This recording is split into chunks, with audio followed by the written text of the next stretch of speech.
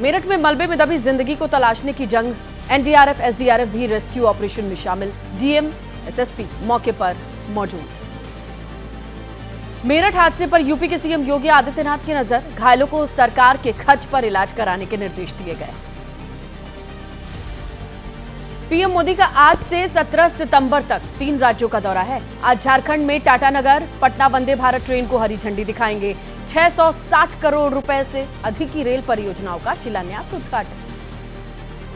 आतंकवादियों से मुठभेड़ के दौरान सर्वोच्च बलिदान। किश्तवाड़ एनकाउंटर में शहीद नायब सूबेदार विपिन कुमार, शहीद अरविंद सिंह को श्रद्धांजलि दी गई। हमीरपुर में शहीद अरविंद सिंह का पैतृक आवास। शहीद के छोटे भाई परमजीत सिंह ने कहा, बड़े भाई का चले जाना बेहद दुखद है, लेकिन गर्व है कि देश की सेवा में प्राणों का बलिदान दिया। केंद्रीय गृह मंत्री अमित शाह ने कहा, शरारतपूर्ण मकसद से उड़ाए गए ड्रोन जैसी नई सुरक्षा चुनौतियों की पहचान करना जरूरी है। हाल ही में मणिपुर में ड्रोन का इस्तेमाल कर हमला किया गया था। असम में सरकारी भर्ती परीक्षा के कारण 3 घंटे के लिए मोबाइल इंटरनेट बंद। 3 ग्रेड के पदों की होनी है भर्ती परीक्षा। सुबह 10 बजे से 3.5 घंटे के लिए पूरे राज्य का इंटरनेट ठप। 9 सेकंड न्यूज में अब बात कर लेते हैं 2 राज्यों में होने वाले चुनाव को लेकर सियासी तापमान की। जम्मू कश्मीर में डोडा में पीएम मोदी ने हुंकार भरी। कहा, Congress, national conference, PDP, Jammu Kashmir के 3 खानदान हैं। परिवारवादी पार्टियों ने राज्य को खोखला किया। डोडा के चुनावी मंच से आतंकवाद पर बोले पीएम। कहा, जम्मू कश्मीर में आतंकवाद को पोसा गया है। परिवारवाद ने दशकों तक यहां नौजवानों को आगे नहीं आने दिया। पीएम मोदी के बयान पर बोले नेशनल कॉन्फ्रेंस के उपाध्यक्ष उमर अब्दुल्ला, सरकार बनाते समय बीजेपी को 3 परिवारों से कोई दिक्कत नहीं थी। अब चुनाव बाद पीडीपी देगी समर्थन तो बीजेपी इनमें कोई कमी नहीं ढूंढेगी। पीडीपी प्रमुख महबूबा मुफ्ती ने कहा, नौजवानों का हमेशा से पीडीपी पर भरोसा रहा है। मैंने सरकार से हाथ मिलाकर के 12,000 एफआईआर वापस कराई हैं। जम्मू कश्मीर बीजेपी के प्रभारी तरुण चुघ का आरोप है कि आरक्षण छीनने की कोशिश कर रही है नेशनल कॉन्फ्रेंस और कांग्रेस। दोनों का घोषणा पत्र ऐसा लग रहा है जैसे इसे आईएसआई ने लिखा हो। पीडीपी नेता महबूबा मुफ्ती की बेटी इल्तिजा मुफ्ती ने कहा, लोगों का मुझसे जुड़ाव है। केवल महबूबा मुफ्ती बेटी के तौर पर मेरी पहचान नहीं, लेकिन अंत में जनता ही फैसला लेगी। हरियाणा के कुरुक्षेत्र में पीएम मोदी बोले, राज्य में तीसरी बार बीजेपी सरकार बनने जा रही है। कांग्रेस से बड़ी बेईमान धोखेबाज पार्टी कोई दूसरी है ही नहीं। महेंद्रगढ़ में पूर्व मंत्री रामविलास शर्मा ने बीजेपी नेता आरती राव को बताया भावी मुख्यमंत्री। टिकट कटने पर पूर्व मंत्री का दर्द छलका। टिकट मिलने से पहले ही कर दिया था नामांकन। आम आदमी पार्टी को लेकर के कांग्रेस नेता दीपेंद्र हुड्डा का दावा, हरियाणा में नहीं है आपका कोई जनाधार। केजरीवाल को जमानत मिलने का स्वागत किया। जींद के जुलाना में चुनाव प्रचार के दौरान बीजेपी उम्मीदवार कैप्टन योगेश बैरागी, आपकी उम्मीदवार कविता दलाल के काफिले का आमना सामना हो गया। दोनों नेताओं ने गर्मजोशी से मुलाकात की। तो ये थी इलेक्शन की अपडेट। अब आइए आगे बढ़ते हैं पॉलिटिक्स से जुड़ी क्या अपडेट से 9 सेकंड न्यूज में। सूत्रों के मुताबिक अहम सीट पर एनडीए की सहमति बनी है। बीजेपी 50, एकनाथ शिंदे 25, अजित पवार 15 सीट के प्रत्याशियों का ऐलान कर सकते हैं। पितृपक्ष के बाद महाराष्ट्र में सीट शेयरिंग का ऐलान संभव। सूत्रों के मुताबिक अंतिम दौर में एनडीए के सियासी दलों में सीट शेयरिंग पर बातचीत चल रही है। पितृपक्ष में कोई बातचीत नहीं होगी। महाराष्ट्र में देवेंद्र फडणवीस के आवास पर बीजेपी के वरिष्ठ नेताओं की बैठक। जेपी नड्डा ने विधानसभा चुनाव को लेकर समीक्षा की। चुनाव से पहले बगावती के सुरों से सावधान रहने की सलाह दी।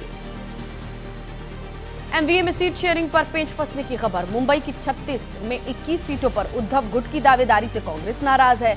शरद गुट का 7 सीटों पर दावा। नागपुर में बोले केंद्रीय मंत्री नितिन गडकरी, किसी ने कहा कि अगर आप पीएम बने तो करूंगा समर्थन। मैंने कहा, आप क्यों समर्थन देंगे और मैं क्यों समर्थन लूं। अरविंद केजरीवाल ने आप नेताओं के साथ बैठक की। संदीप पाठक ने कहा, हरियाणा में विधानसभा चुनाव को लेकर चर्चा की गई है। जल्द ही चुनाव अभियान की शुरुआत होगी। आज आप मुख्यालय में पार्टी कार्यकर्ताओं को संबोधित करेंगे मुख्यमंत्री अरविंद केजरीवाल। शुक्रवार को जेल से रिहा हुए 2 जून को पार्टी कार्यकर्ताओं से की थी बात। अरविंद केजरीवाल ने अभिषेक मनु सिंघवी से उनके आवास पर मुलाकात की। कोर्ट में मजबूत पैरवी करने पर धन्यवाद दिया। केजरीवाल के सहयोगी विभव कुमार भी साथ थे। आज यूपी के सभी आला अधिकारियों की अहम बैठक है। मुख्यमंत्री योगी विकास कार्यों और आगामी त्योहारों में सुरक्षा के मद्देनजर समीक्षा करने वाले हैं। प्रदेश के सभी जिलों के अफसर शामिल होंगे। बिहार की कानून व्यवस्था को लेकर आज पटना में आरजेडी का प्रदर्शन। अपराध और गिरती कानून व्यवस्था के खिलाफ राजभवन तक आरजेडी नेता मार्च करेंगे। ज्ञानवापी पर सीएम योगी आदित्यनाथ का बड़ा बयान। कहा, ज्ञानवापी को दुर्भाग्य से लोग मस्जिद कह रहे हैं। ज्ञानवापी साक्षात विश्वनाथ है। एसपी नेता एसटी हसन ने सीएम योगी पर उपचुनाव से पहले ध्रुवीकरण का आरोप लगाया। कहा कि जनता मंदिर मस्जिद विवाद से ऊब चुकी है। लोकसभा में मतदाताओं ने बीजेपी को सबक सिखाया था। कांग्रेस नेता दानिश अली का बयान सामने आया। बीजेपी सीएम योगी जनता को बताने के लिए उनके पास कुछ है नहीं। उपचुनाव में भी हार के डर से इस तरीके के बयान दिए जा रहे हैं।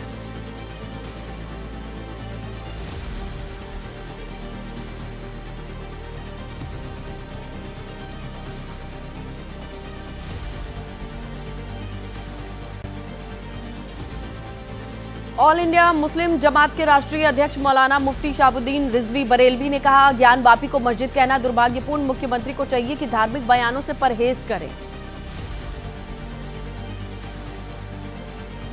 यूपी कांग्रेस के अल्पसंख्यक विभाग के अध्यक्ष शहनवाज आलम ने योगी के बयान को दुर्भाग्यपूर्ण बताया। उनका बयान कंटेम्प्ट ऑफ कोर्ट बताया। बिहार के डिप्टी सीएम विजय सिन्हा का राहुल गांधी तेजस्वी यादव पर तीखा हमला। कहा, एक आरजेडी के जंगल राज के युवराज तो दूसरे भ्रष्टाचार के युवराज।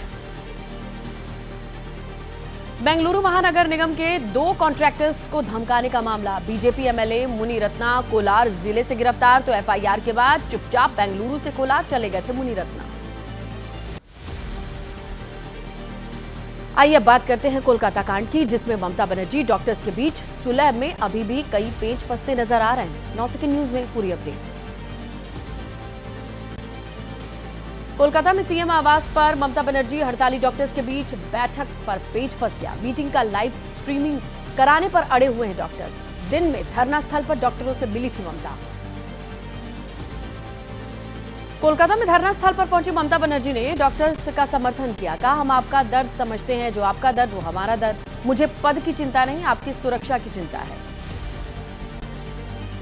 मिलने गए जूनियर डॉक्टर्स के प्रतिनिधि मंडल से बोली ममता बनर्जी, सुप्रीम कोर्ट में मामला चल रहा है, इसीलिए हम लाइव स्ट्रीमिंग नहीं करा सकते। रिकॉर्डिंग आपको दे दी जाएगी। मुख्यमंत्री ममता बनर्जी से मिलने गए प्रतिनिधि मंडल में शामिल जूनियर डॉक्टर्स में डॉक्टर अर्नब मुखर्जी ने कहा, हम पारदर्शिता के लिए चाहते हैं लाइव स्ट्रीमिंग हो। कोलकाता रेप मर्डर मामले में पीड़ित परिजनों ने कहा, मुख्यमंत्री जूनियर डॉक्टर की 5 सूत्रीय मांगों को स्वीकार करें और समाधान निकालें। प्रशासन, पुलिस प्रशासन, स्वास्थ्य विभाग सभी दोषी। पश्चिम बंगाल के मालदा में कोलकाता रेप और हत्याकांड का विरोध प्रदर्शन। महिलाओं ने कोलकाता की अभया के लिए न्याय की आवाज उठाई। आरजीकर अस्पताल के पूर्व प्रिंसिपल संदीप घोष, कोलकाता पुलिस के एसएचओ अभिजीत मंडल को आज कोर्ट में पेश किया जाएगा। कल दोनों को गिरफ्तार किया गया था। वित्तीय अनियमितताओं के आरोप से पहले ही जेल में है संदीप घोष। सूत्रों के मुताबिक अभिजीत मंडल पर एफआईआर में देरी, सबूतों को मिटाने का भी आरोप। कोलकाता में ताल थाना का इंचार्ज था अभिजीत मंडल। आज कोर्ट में उसे पेश किया जाएगा। कल सीबीआई की गिरफ्तारी पर पत्नी ने कहा कि भगवान पर पूरा विश्वास।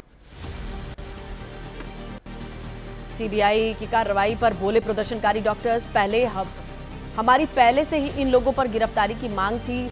जो भी सबूत नष्ट करने में शामिल हुए उन्हें भी गिरफ्तार किया जाए, सजा दी जाए। केंद्रीय मंत्री सुकांता मजूमदार ने कहा कि दोनों की गिरफ्तारी अहम है। सवाल यह है कि एक छोटा सा थाना प्रभारी इस तरीके के निर्णय ले सकता है क्या? बीजेपी नेता दिलीप घोष ने कहा कि जूनियर डॉक्टर्स के बिना नहीं चल सकता है बंगाल के अस्पताल, इसीलिए बार बार बातचीत के लिए बुलाने के लिए ममता बनर्जी मजबूर। कांग्रेस नेता अधीर रंजन चौधरी ने पूछा, अगर कोलकाता के पुलिस कमिश्नर पद से उनको हटा दिया जाता तो क्या भूचाल आ जाता? आंदोलन को तोड़ने के लिए सुनियोजित तरीके से एक के बाद एक हथकंडे अपनाए जा रहे हैं। कोलकाता में ब्लास्ट में घायल कई सफाई कर्मी का इलाज जारी है। प्रत्यक्षदर्शियों के मुताबिक बहुत तेज थी धमाके की आवाज। पुलिस तुरंत घायलों को अस्पताल ले गई। पुलिस के मुताबिक कोलकाता में ब्लोचमैन स्ट्रीट और SN बनर्जी रोड के बीच विस्फोट हुआ। जांच के बाद ट्रैफिक बहाल किया गया। धमाके वाली जगह पर जाने से रोक। केंद्रीय मंत्री सुकांता मजूमदार ने कहा कि मुझे नहीं लगता है कि पश्चिम बंगाल कर पाएगी धमाके की जांच, इसीलिए मामले की जांच NIA से कराई जाए।